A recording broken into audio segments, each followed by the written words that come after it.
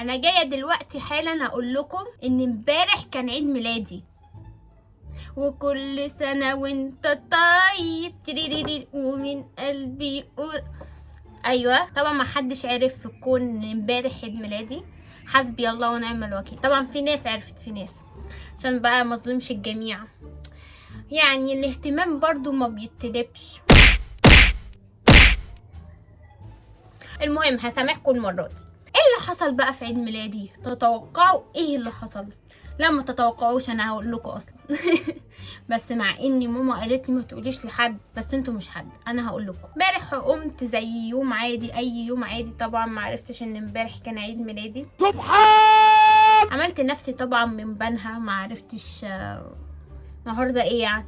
النهارده يوم عادي جدا جدا. كانوا اهلي عمالين يقولوا لي البسي يا رورو احنا رايحين مشوار مهم.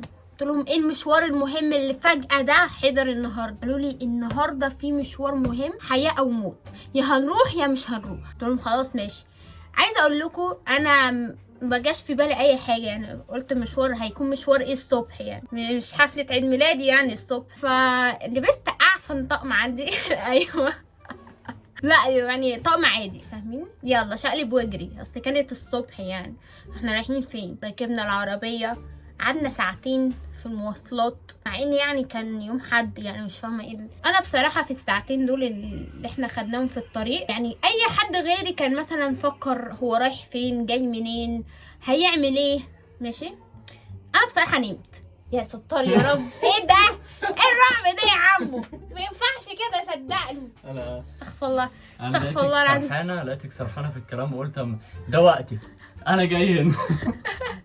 بايه مفاجاه عيد ميلادي دي ولا ايه؟ المناتج شكل. خلاص بقى انا اتكل على الله. لا حول الله يا رب، لا حول الله يا رب. طب انا كنت بقول ايه دلوقتي؟ شايفين الرعب بيجيلي لحد عندي، ما عملتش حاجه اهو، انا قاعده سليمه، لقيت لك الرعب جاي. لازم اعالج نفسي بجد، خلاص انا تعبت نفسيا. انا اعملي ينسون عشان افتكر احنا كنا بنقول ايه ولا بنهبب ايه. انا طول الطريق طبعا الساعتين نمت. انا يا جماعه الفتره دي كان عندي ارق شديد جدا جدا، فمحليش ان انا انام ويجيلي النوم واطفح نوم غير في عيد ميلادي طبعا، يعني مفيش مني اتنين. انا كنت نايمه طول الطريق، نوم بقى نوم قتيل. بس صحيت بقى ان احنا وصلنا فين بقى، اللي هو صاحيه بقى. احنا فين يا عم؟ وانا مش كنت على سريري ولا ايه؟ احنا فين؟ احط الكنكه على النار دقيقه. مهم صحيت لقيت نيل، ما كانش بحر ده اولا، نيل.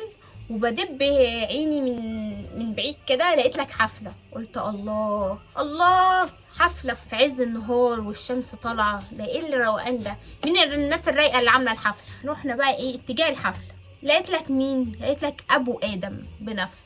ابو ادم مسك ورد وحاطط الخاتم، وده كان بيتقدم، يعني بيتقدم لي وبتاع. فانا اتصدمت، جالي صدمه السنين، صدمه انا فين، بعمل ايه اللي انا ايه ده؟ بتهزروا ولا ايه العته اللي انتوا بتعملوه ده؟ ابو ادم الجميل ربنا يحميه، بخيل بخل الكلام. يعني محليش ان هو يعمل المفاجاه دي غير في يوم عيد ميلادي. ليه بقى؟ ابو ادم الله يحرسه وياخده، عمل ايه؟ يعني يضربوا عصفورين بحجر. بدل ما يجيب هديتين ليومين، هيجيب كده هديه ليوم واحد، يوم عيد ميلادي ويوم اللي اتقدم فيه والشغل ده. يا ابو ادم يا بخيل، برضه مش هتبطل البخل اللي فيك ده، مش هتبطله. بعد كده لقيته بيديني الورد، فانا قعدت ادور بيدي الورد لمين، اثري ليا.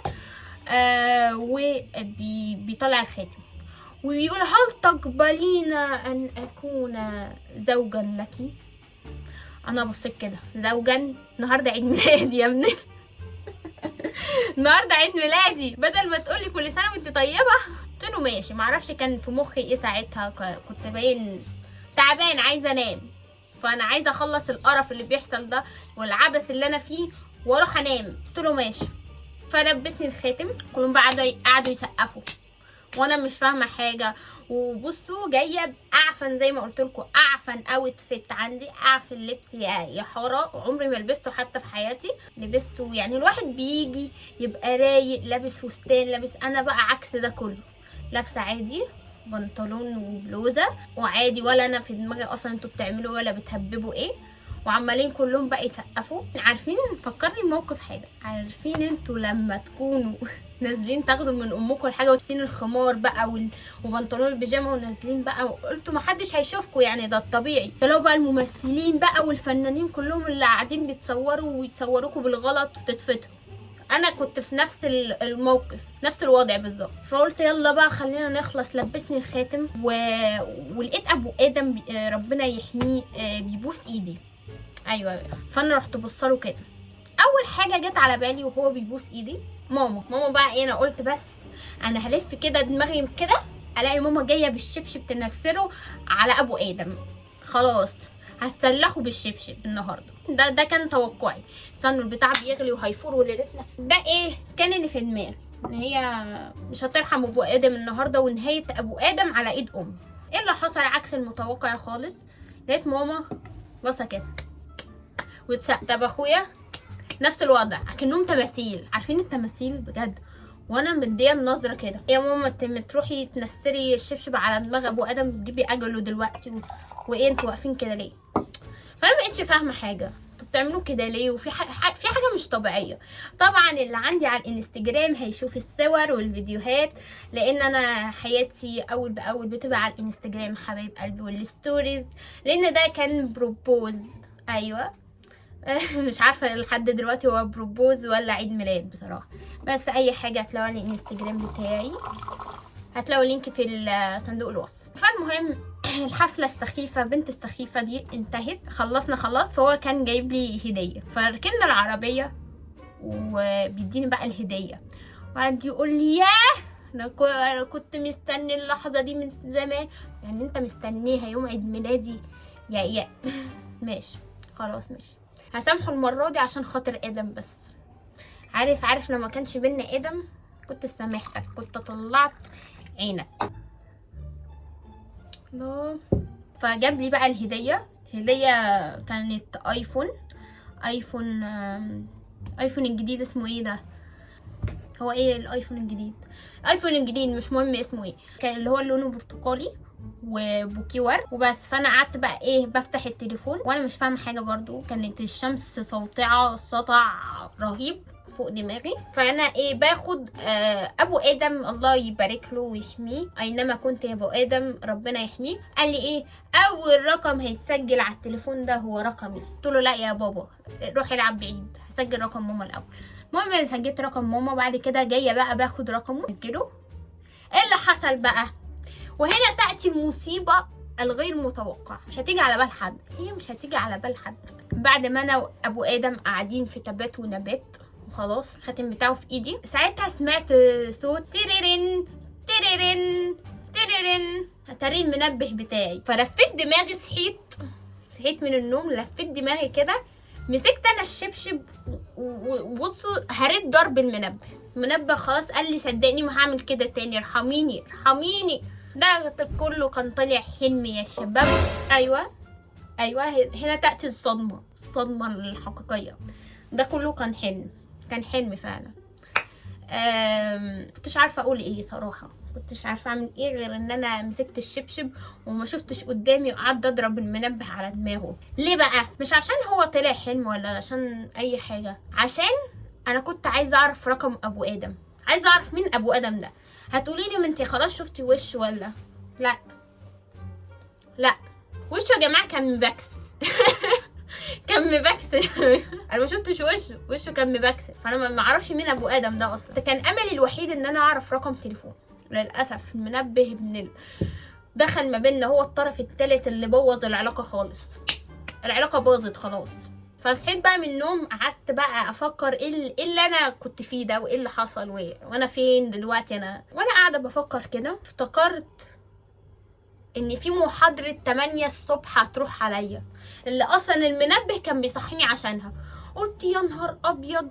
قمت لميت هدومي ولميت شنطة هدومي وخلاص ماشية من البيت، لبست بقى وكده ورحت الجامعة. ده بقى اليوم الحقيقي فعلا. يوم بتاع عيد ميلادي ده كنت مشغولة شغل يا نهار ابيض، بعيد عن الحلم العبثي اللي انا حلمته ده. كنت مشغولة ليه؟ كان في ورق عايزة اروح امضي من الجامعة، كان عليا محاضرات لازم احضرها، كان في حاجات عايزه تتسلم للدكاتره. فروحت الجامعه من 8 الصبح، قضيت اليوم كله في الجامعه، فاهمين؟ صحابي بقى احتفلوا بيا، صحابي عملوا الواجب اللي ابو ادم ما عملهوش. اخصى عليك يا ابو ادم. اي نعم جبتي لي خاتم الماس، بس لا لا لا لا، كنت مستنيه تقولي كل سنه وانت طيبه.